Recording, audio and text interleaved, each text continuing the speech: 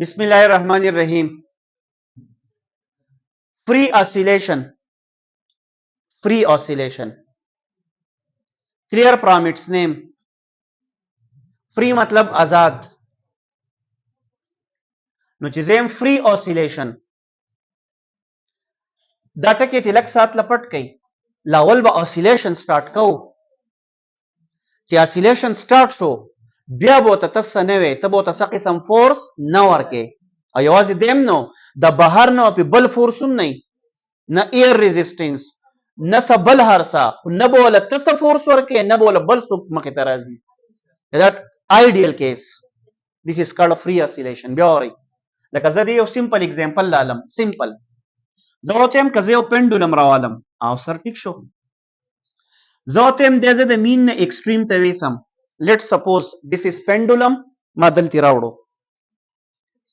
زه چې وس پریدم او دا غینه پس په خبره سٹارټ شي نو بیا بوله نه زه ټاله ورکوم نه به د هوا مزاحمت د تسوي لکه بیا به صرف د پوښه چې بده کې ما څومره امپلیټیوډ او ریسټورینګ فورس دی په دا بیا صرف یو فورس ام سی کیوز راشي په دا فورس نه په دا فورس یو فورس پي ریسټورینګ بل به د بهر نه څه قسم فورس نه.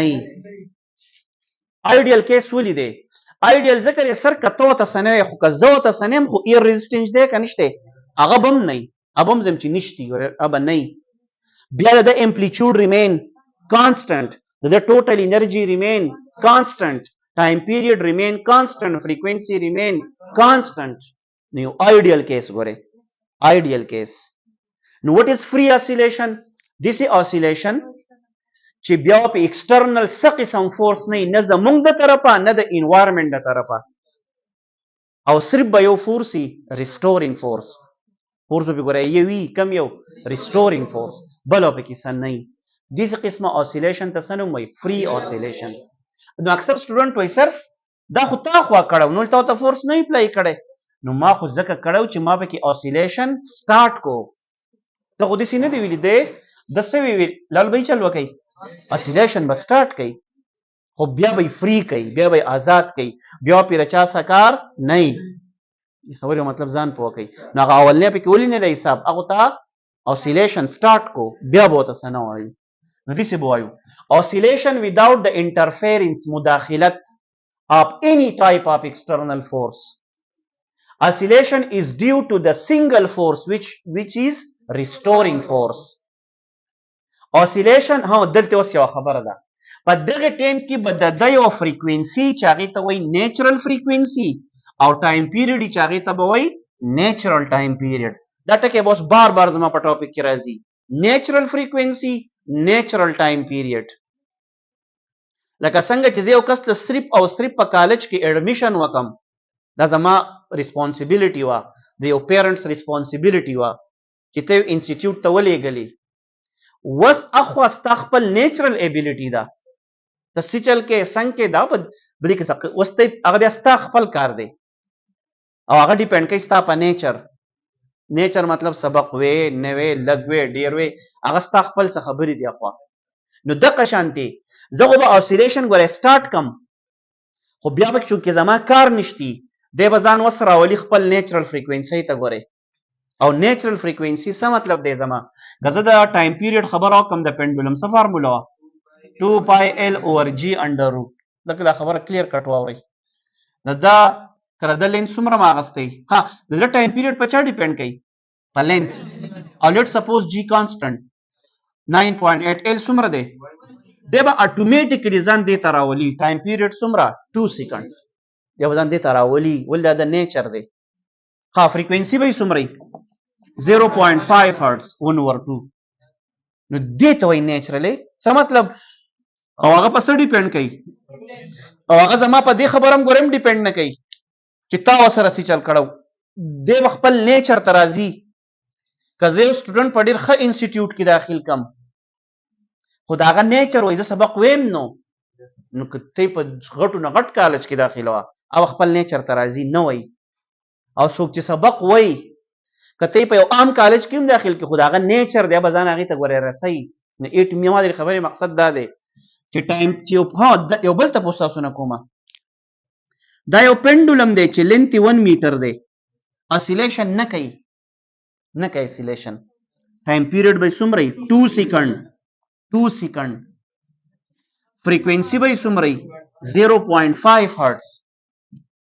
سر ولې د دې زه دا نیچر ایکسپلین کوم. دا یو oscillating سیستم نیچر کې خو oscillation شته که نشته؟ نو زه خو نه کوم، خو که زه هغې ته دی بوزم ګورې دی به ځان دې خبرو ته ایډجسټ کوي. لکه به خبره پوهېږئ د په چا باندې ډیپینډ کوي. ته ماته د یو پینډولم ټایم پیریډ معلومولی شي چې تا ته یې څه معلومي؟ نو زه تا ته اړ ویم نه چې روان دی په هر څه دی، خو چې دومره یې لینک دی پوټینګ د ویلیوز وکړه څه به معلوم شي؟ ټایم پیریډ. د خبره لږ ځان پوه کوئ. دې ته څه نوم وایي؟ نیچرل. او په چا به ډیپینډ کوي؟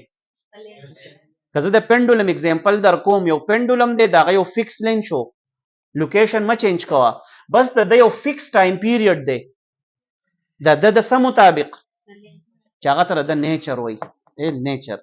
او د ده به یو خاص څه فریکوینسي وایي او دې له څه نوم ورکوي؟ نیچرل.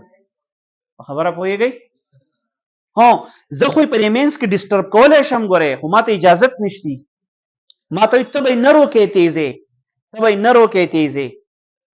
په خبره پوهېږئ هلکه؟ نو چې زه ورته څه نه یم نو دی خپل نیچر فالو کوي. چې خپل نیچر فالو کوي د هغه مطابق په بیا د هغه ټایم پیریډ او د هغه به څه فریکوینسي نیچرل وپېژندو. نیچرل ټایم پیریډ او څو نیچرل فریکوینسي. او دا د هغه دې ته ولې دا د پینډولم په نیچر ډیپینډ کوي. د د لینث څومره دی، دی په کوم لوکیشن پروت دی، د هغې مطابق فکس، بیا پکې چا څه کار نشته. ټیک شو. دی به oscillate کیږي دا سیسټم with its natural frequency. Every body of the universe اوس یو خبره اورئ has the ability to vibrate. د دنیا په هر یو شیز کې دا ابیلیټي شته ټو وایبریټ. ولې تاسو وایئ هر شیز د څه نه جوړ دی؟ ایټمز یا مالیکیولز. په خپل هم وایبریټري موشن کوي او تیم د خیر د بهر نه کوي، هر یو خپل وایبریشن کنټینیو ساتي. نو دغه به هر یو شیز چې دی هغه یو خاص ایټمز دی، مالیکیول دی، هغه وایبریټ کیږي په خپل نیچرل فریکوینسي سره. مخکې every body has its specific natural time period and natural frequency.